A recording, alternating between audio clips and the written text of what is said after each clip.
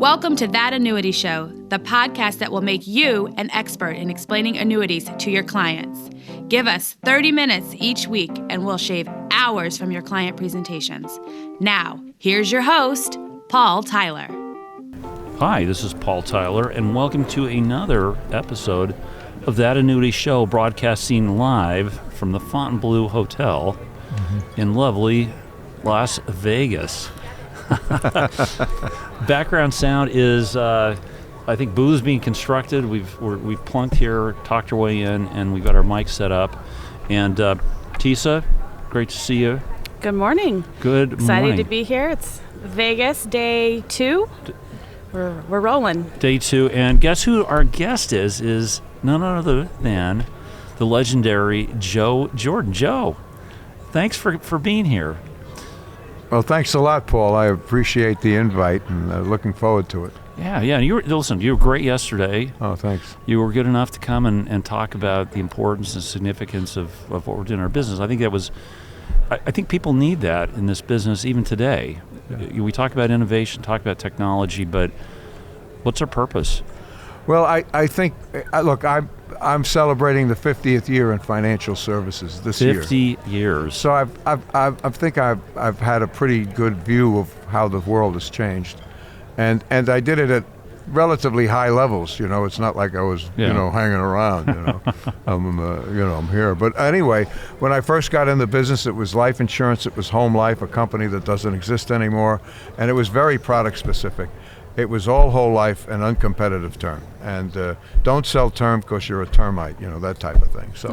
So and then stockbrokers did stocks and bonds, and banks did banks. So that's just the way it was. And then after about 5 years of that, towards the early 80s, I ran insurance sales at PaineWebber, and that was the first time that there started to be crossover, but it was product specific. And the only reason PaineWebber was doing it was because they wanted to diversify their revenue streams. This wasn't let's take care of our clients. This is let's get some money. But the influence of the brokerage community, the stock brokerage community, was that they saw some of the investment purposes and tax benefits of insurance products, and specifically annuities, which wasn't really part of the culture on the life insurance side, because that's just the way the culture was. So that influenced it, and it was there. The other thing that I saw in the 80s was the fact that it was baby boomers. So I'm born in 51. It's kind of the early stage. So a lot of this thing is demographically driven, and so everyone was wild about accumulation. So everyone was looking at that. There was no plan in terms of what that income would turn into. It was the dawn of the 401k, which, by the way, how that got started. That was a side event for Xerox executives, no joke, to do that. And then what happened is the investment community got in the middle of it, said this would be a great boon for us to create that. So it was the diminution of defined benefit plans to swap it for 401k plans. And we were all baby boomers, right? So we were masters of the universe. So we could even do brain surgery on ourselves if we applied ourselves. So let's do our own pension plan.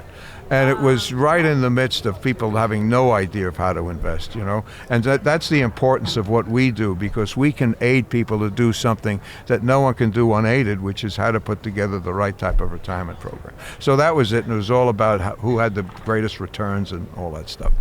So that was part of it. And then I went to MetLife. So what I had to do is I had to get stockbrokers to do insurance. And then I went to MetLife. I had to get insurance people to do investments.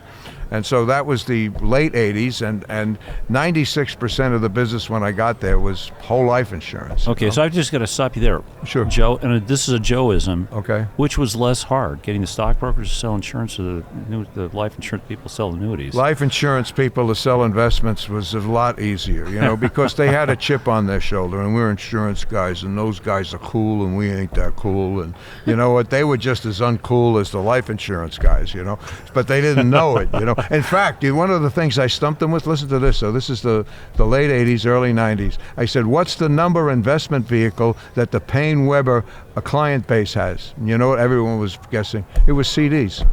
So no one would have thought that. So, they weren't all that different, but in terms of but it's just a culture. So that I saw. And then it started moving towards planning, which made a lot of sense. But it was a left brain analytical approach. It had a vocabulary all its own, and it really didn't connect with people. And to some extent, it was like superior, because someone's going, I don't know what the hell he's talking about, but I don't want to challenge it because I'll look like a dope. So it was kind of skewed, but at least it was numbers driven and there was a logic behind it.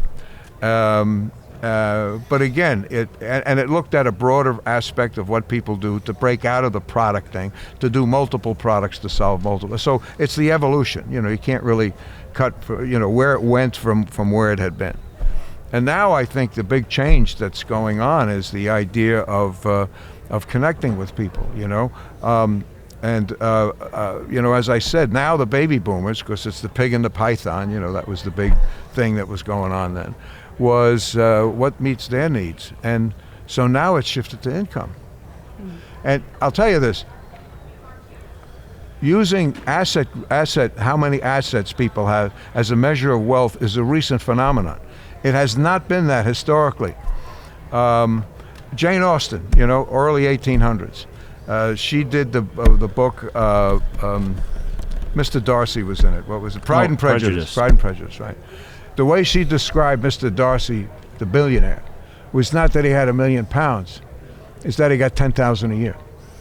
So ROI, me growing up, is return on investment. Now it's reliability of the income.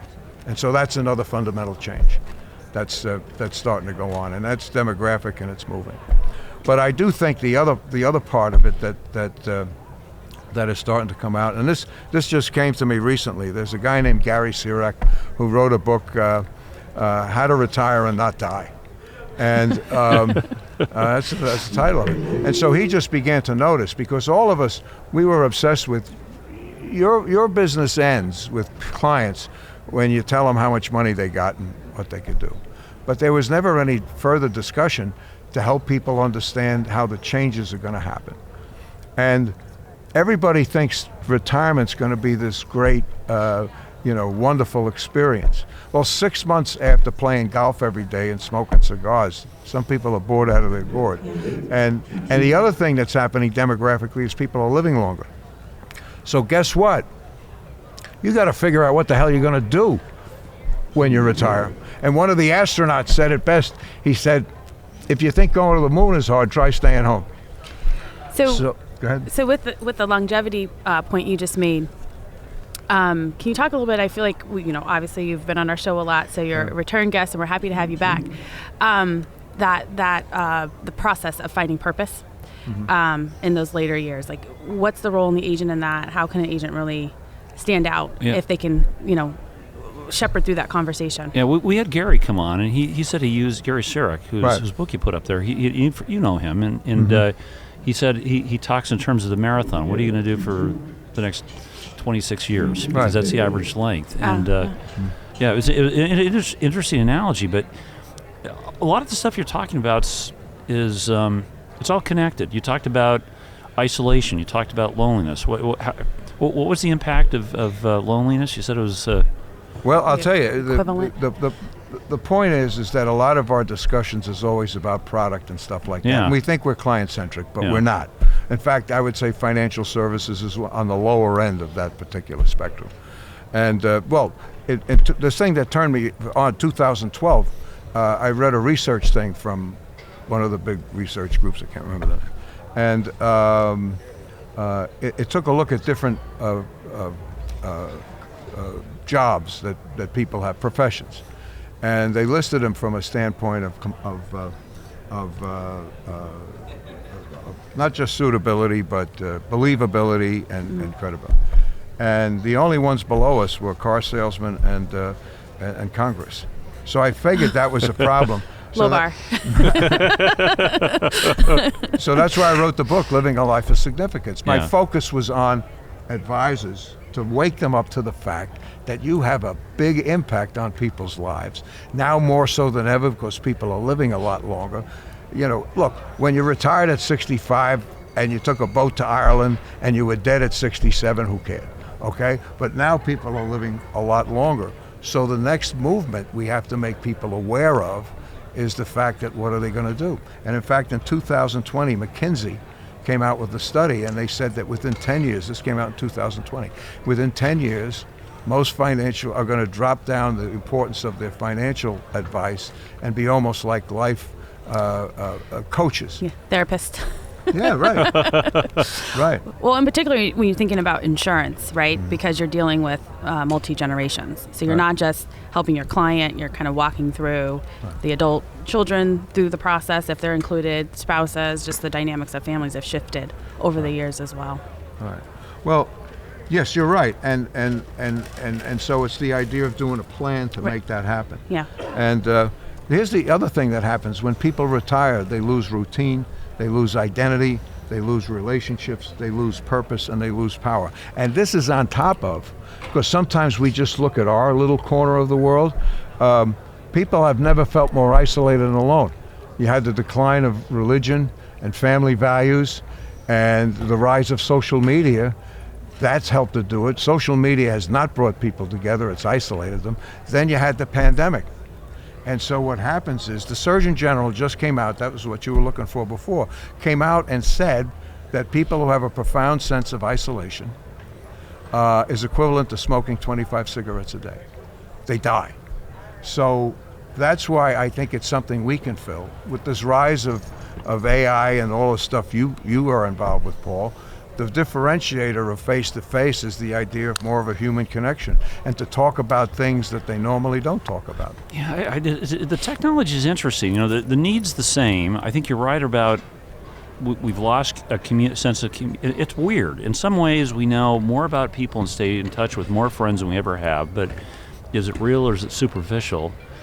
And yeah. It's a little bit of like the one-upping, right? The surface level of staying in touch just to see who went on the best trip last, you know, whose kid doing the best, who's going to the Ivy League, you know, all of these things that kind of one up the next. Yeah. Yeah. Now, does technology bring people together? Not Joe. You know, did you remember the movie Her? Do you ever see this guy? Oh yeah, I did. Yeah, he fell in love with the voice. Yeah, there's this company called Replica. Have you seen this? No, that I haven't seen. Oh no. My God! So they have AI friends you can get, and they 2 years, a year and a half ago, they're up to like 10 million members. The New York Times just did a video with showing the people who've like literally fallen in love with their AIs.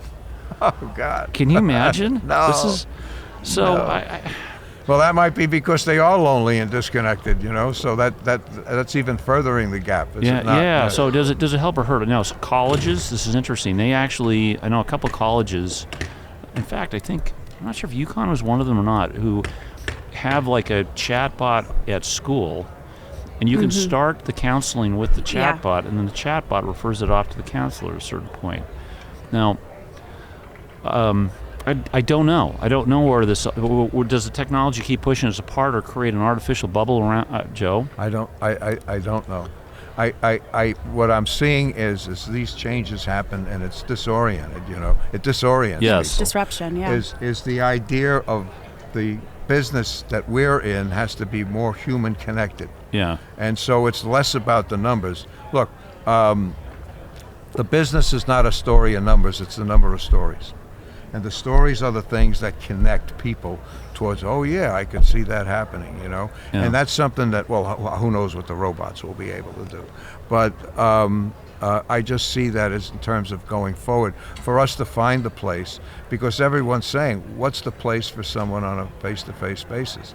Well, as I said, no one on their own, people are a failed investor. They need someone, it's about behavior.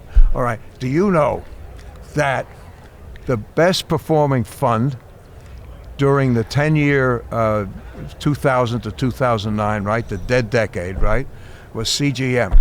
Do you know what the average investor got during those 10 years? Its return was about 18%, and the average investor got negative 11. And why is that?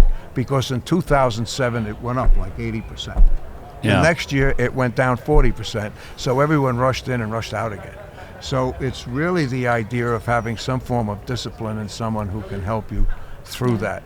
and it's about behavior. So it's not about all the measures we use. People, roast annuity products. Well, the fees are too high and it's very complicated. Yeah, they're complicated, but you know what? It delivers value. And the other thing is the fees are too high. It's not about fees. It's not about performance. I had big variable annuities in 07, 08. You know what? I didn't move at all. When the market went down 56%, people tore their hair off, and they never come back from that. So that's the really big connection in terms of the value of the fee that someone would charge. And here's one other thing: a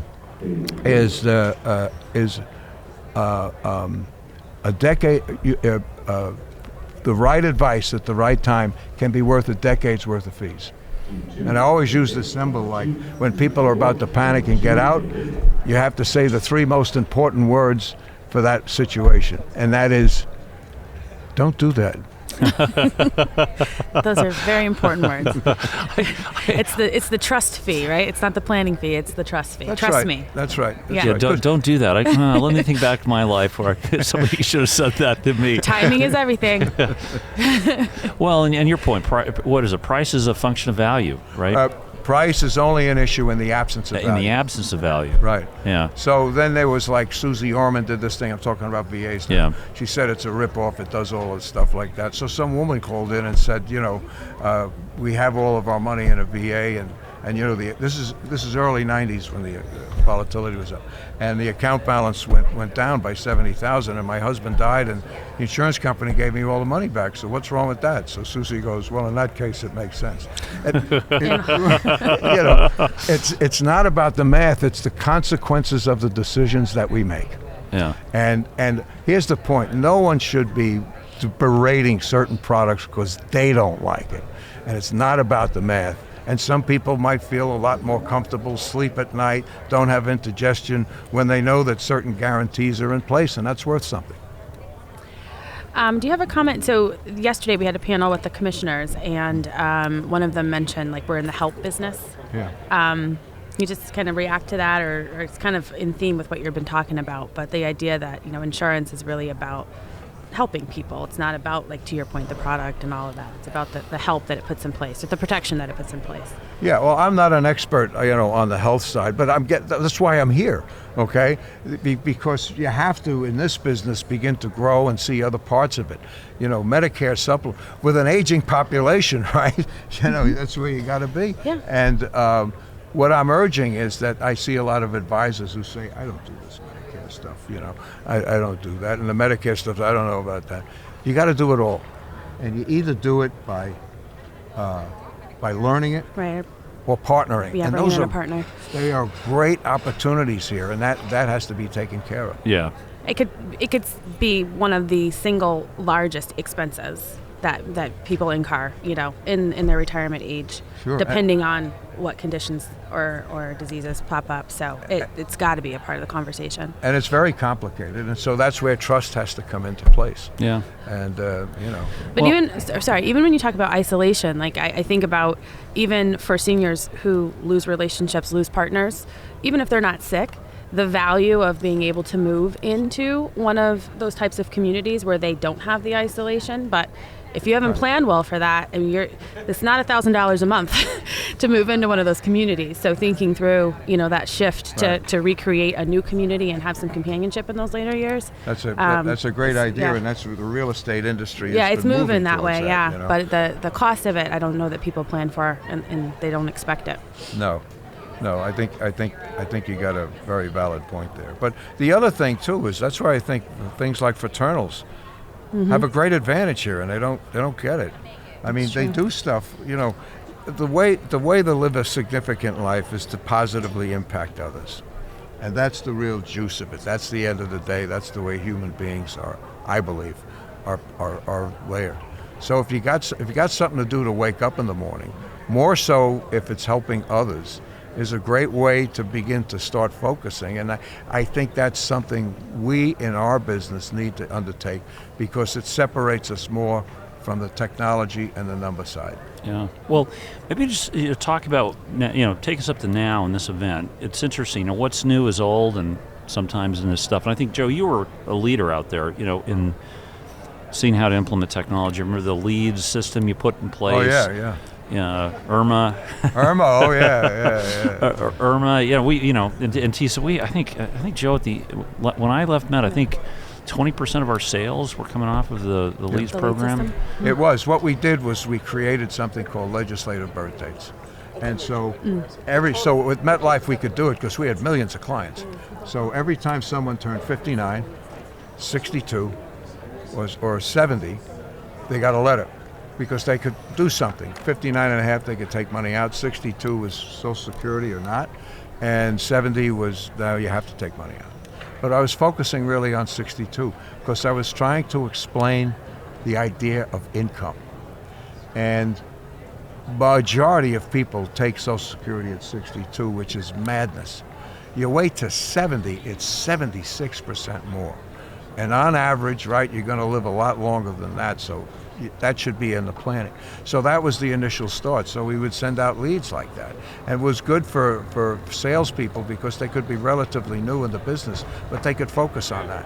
And then the biggest problem people had was, who am I going to call? Well, you had this whole list of people. So that was using Social Security as a way of talking to people about a lifetime guaranteed income that does not stop regardless of how long you live, was the centerpiece of it. So we did in 6 years $240 million of GDC.